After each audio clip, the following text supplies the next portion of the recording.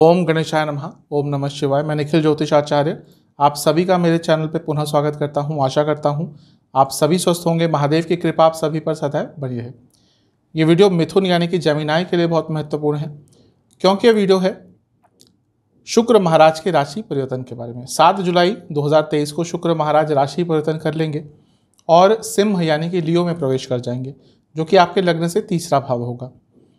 शुक्र यहाँ पर वैसे तो लंबे अरसे तक रहेंगे, करीबन 1 महीने तक, लेकिन केवल 23 तारीख तक वो मार्गी रहेंगे यानी कि सीधा चलेंगे। 23 तारीख को शुक्र वक्री हो जाएंगे। तो जब वक्री ग्रह होता है तो प्रभाव बदलते हैं, उल्टा उनकी चाल हो जाती है, उल्टी चाल हो जाती है, तो ऑब्वियसली प्रभाव भी थोड़े उल्टे से होंगे। तो ये जो राशिफल है केवल 7 जुलाई से 23 जुलाई तक का है। उसके बाद जब शुक्र की स्थिति बदलेगी, वक्र अवस्था में आ जाएंगे, तो हम देखेंगे कि क्या प्रभाव होगा। लेकिन ये राशिफल केवल 7 से 23 तारीख तक का है। शुक्र क्योंकि एक नैसर्गिक शुभ ग्रह है, नैसर्गिक मतलब नेचुरल, केवल 2 ग्रहों को नैसर्गिक शुभ ग्रह क्या कहा गया है, शुक्र और बृहस्पति। इसीलिए ये जहाँ पर जाते हैं अपनी शुभता लेकर जाते हैं, जहाँ पर जाते हैं अपनी सकारात्मकता लेकर जाते हैं। शुक्र के पास बहुत अच्छे अच्छे कारकत्व हैं। धन के सेकेंडरी कारक हैं, शुभता के कारक हैं, संपन्नता के कारक हैं, ऐश्वर्य के कारक हैं, भोग के कारक हैं, सुख संपत्ति, जो भी आप भौतिक सुख एंजॉय करते हैं, वो वाहन हो, प्रॉपर्टी का सुख हो, सब में कहीं ना कहीं सेकेंडरी कारकत्व शुक्र का ही आता है। इसीलिए इनका जहाँ पर भी जाना होता है वहाँ पे शुभता ये लेकर जाते हैं। इसके साथ ही ये जो शुक्र है, इनकी युति मंगल के साथ भी हो रही है। मंगल शुक्र की युति अपने आप में धन कारक होती है। इसीलिए शुक्र महाराज का राशि पतन बहुत महत्वपूर्ण बन जाता है।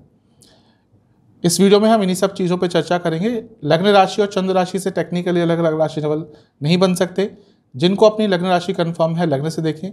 यदि आपको अपना लग्न नहीं पता और आपकी चंद्र राशि मिथुन है, तो भी आप गाइडेंस के लिए अवश्य देख सकते हैं। तो शुरुआत करते हैं। देखिए, शुक्र आपके तीसरे भाव में जा रहे हैं। तीसरा भाव मैं कई बार बता चुका हूँ, कुंडली का सबसे श्रेष्ठ भाव है। क्यों? क्योंकि ये पराक्रम का स्थान है, ये साहस का स्थान है, ये उपचय स्थान है और ये काम त्रिकोण का स्थान है। इसलिए तीसरा भाव बहुत महत्वपूर्ण बन जाता है। आज के टाइम में जो व्यक्ति साहस रखता है, पराक्रम रखता है, रिस्क टेकिंग कैपेबिलिटी जिसके पास है, वही आगे बढ़ता है।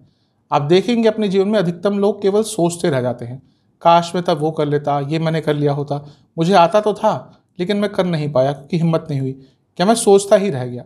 अधिकतम लोग आपको ऐसे ही दिखेंगे, क्योंकि कहीं ना कहीं तीसरे भाव पर कोई प्रभाव नहीं होता। लेकिन जिसका तीसरा भाव प्रभावी होता है, प्रभावशाली होता है, वही व्यक्ति थोड़ा सा रिस्क लेकर आगे बढ़ता है।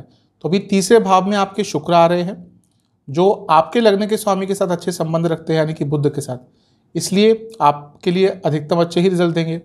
इसके साथ ही उनकी युति मंगल के साथ भी हो रही है, यानी कि साहस पराक्रम को भाग्य का साथ मिलेगा, धन का साथ मिलेगा।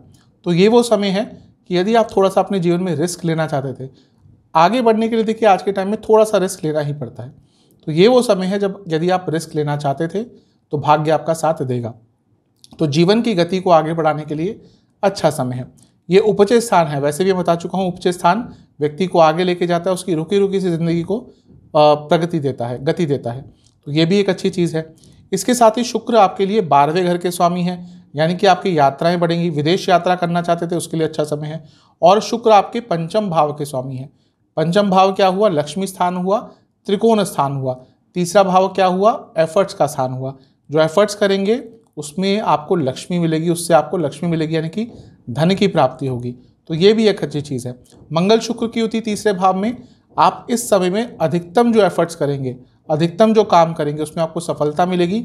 स्पेशली जहाँ पे धन की बात आ जाती है, वहाँ पे आपको लाभ प्राप्त होगा। मंगल आपके लिए लाभ स्थान के स्वयं स्वामी हैं, इसलिए तीसरे भाव में इन दोनों की युति आपको लाभ भी देगी। और क्योंकि 11वां स्थान काम त्रिकोण का तीसरा भाव है और तीसरा भाव काम त्रिकोण का पहला स्थान है, यानी कि इस कालखंड में आपकी कई इच्छाएं भी पूरी होंगी। तो मंगल शुक्र की युति या केवल शुक्र का यहाँ पे आना ही आपके लिए अच्छा प्रभाव देकर जाने वाला है। आपके अंदर एक कॉन्फिडेंस आ जाएगा, आपके अंदर एक सकारात्मकता आ जाएगी और उस सकारात्मकता का उपयोग कीजिएगा। मिथुन कभी कभी बहुत कंफ्यूज हो जाते हैं, क्यों? द्विस्वभाव है, 3, 6, 9, 12 इनका सबका द्विस्वभाव है। द्विस्वभाव मतलब डुअलिटी होती है। आज ये सोचा कल पूरी अलग चीज़ सोची, और कॉन्फिडेंस कभी कभी डगमगा जाता है। लेकिन ये समय है जब कॉन्फिडेंस भी रहेगा और जैसा मैंने कहा भाग्य का साथ भी आपको अवश्य प्राप्त होगा। तो इस समय को हाथ से जाने मत दीजिएगा। ये भाव स्किल का भी है, तो कुछ नया सीखना चाहते हैं, स्किल कोई नहीं सीखने चाहते हैं, तो आपके लिए सबसे सर्वोत्तम स्वर्णिम अवसर है। क्यों? मंगल स्किल के कारक है, शुक्र कलात्मक चीज़ों के कारक है। इन दोनों की युति तीसरे भाव में आपको कुछ बहुत अच्छा सिखा कर जा सकती है। कई लोग होते हैं जो कोई कोर्स करना चाहते हैं लेकिन वो साहस नहीं होता है, समय नहीं मिलता। जो भी है, ये जो समय है 2 हफ्ते का, इवन उसके बाद भी अगस्त के मध्य भाग तक 7 या 8 अगस्त तक शुक्र यहीं पे रहेंगे वक्री होकर भी। तो ये समय है कोई नई स्किल अपग्रेड करने का, नया रिलेशनशिप स्टार्ट करने के लिए बहुत अच्छा समय है, क्योंकि काम त्रिकोण है, अट्रैक्शन होती है यहाँ से, और पंचम से 11वां स्थान है। यानी कि अगर आप नए रिलेशनशिप में आना चाहते थे उसके लिए भी समय बहुत अच्छा है। तो शुक्र मंगल की युति यहाँ पे बहुत शुभता देकर जा रही है। सप्तम से नवम है, यानी कि बिजनेस में लाभ होगा। सप्तम से नवम है, यानी कि आपके लाइफ पार्टनर, आपके पति या पत्नी का भी भाग्य बढ़ेगा, भाग्य उज्जवल होगा। इसके साथ ही क्योंकि तीसरा भाव 10वें भाव से छठा है, यानी कि कार्य क्षेत्र में भले ही आपके ऊपर प्रेशर काम का ज़्यादा रहे लेकिन आपका परफॉर्मेंस बहुत अच्छा रहेगा और कॉम्पिटिटिव आप बहुत रहेंगे। थोड़ा सा बच के रहिएगा, क्योंकि ये वो समय है जब आप पे थोड़े झूठे आरोप लगाने का प्रयास हो सकता है। जो काम या जो गलती आपने की भी नहीं है उसमें भी आपको फंसाया जा सकता है, तो इस चीज़ का ध्यान रखना है। मंगल शुक्र की युति तीसरे भाव में है और दोनों मिलकर नवम भाव को देख रहे हैं। तीसरा भाव शॉर्ट टर्म डिस्टेंस ट्रैवल, नवम भाव लॉन्ग डिस्टेंस ट्रैवल। तो ये तो दिख रहा है कि आने वाले टाइम में आपको अचानक से कहीं पे यात्रा करनी पड़ सकती है, और क्योंकि नवम भाव का लेना देना आ गया तो धार्मिक यात्रा भी हो सकती है। अधिकतम चीज़ों में आपको शुक्र की मंगल के साथ युति या शुक्र का तीसरे भाव में आना अच्छे ही रिजल्ट देके जाएगा। कुछ नेगेटिव चीज़ें ये हैं कि ये जो तीसरा भाव है, जैसा मैंने कहा, ये काम त्रिकोण का स्थान है, और शुक्र क्या है? वो इच्छाएं हैं। मंगल क्या है? वो एक तरह से जो व्यक्ति के अंदर बल होता है, पराक्रम होता है, वो है। तो इन दोनों की जब युति हो जाती है तो इच्छाएं बहुत तेज गति से बढ़ती है और व्यक्ति उन इच्छाओं को पूरी करने के लिए कुछ भी कर गुजरता है। तो आपकी वासनाएं बढ़ेंगी। काम वासना की केवल बात नहीं कर रहा, जो भी इच्छाएं अचानक से बढ़ती हैं, जो विकृत अवस्था में व्यक्ति को लेके जाती है, उनको वासनाएं कहते हैं। तो अपनी वासनाओं पर, अपनी इच्छाओं पर थोड़ा कंट्रोल कीजिएगा। जो चीज़ आप नहीं कर सकते उसको पाने के चक्कर में कुछ गड़बड़ करेंगे, इन चीज़ों पर ध्यान देना है।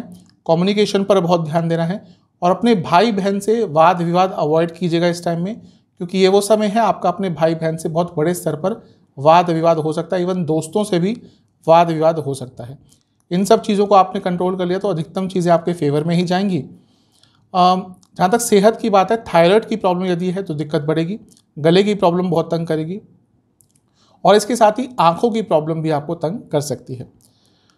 क्योंकि चौथा भाव भी एक तरह से पाप कर्तरी होगा, तो लंग्स की प्रॉब्लम, चेस्ट से संबंधित प्रॉब्लम भी आपको तंग कर सकती है। इन सब चीज़ों का ध्यान दीजिएगा।